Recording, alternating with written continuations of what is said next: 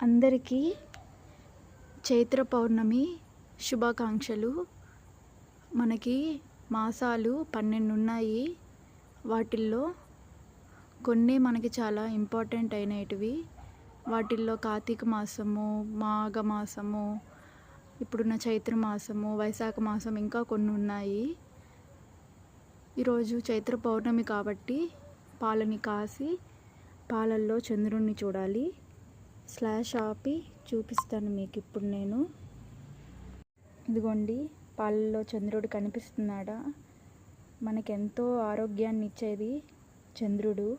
ఆయన్ని మనము ఒక్కసారైనా తలుచుకుంటూ ఉండాలి. కుదిరితే గుడికి కూడా వెళ్ళి ఆయన్ని మనము ప్రార్థించుకోవాలి.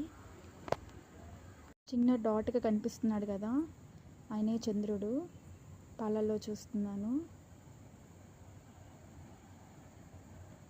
చిన్న స్తోత్రం చదువుతున్నాను చంద్రుడి కోసం. దదీశంకు తుషారంభం క్షీరోదార్ణవ సంభవం నమామి శశినం సోమం శంభో మకుట భూషణం.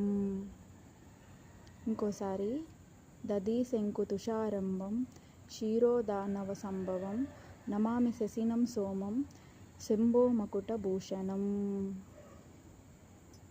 ఇంకొకసారి, అందరికీ చైత్ర పౌర్ణమి శుభాకాంక్షలు.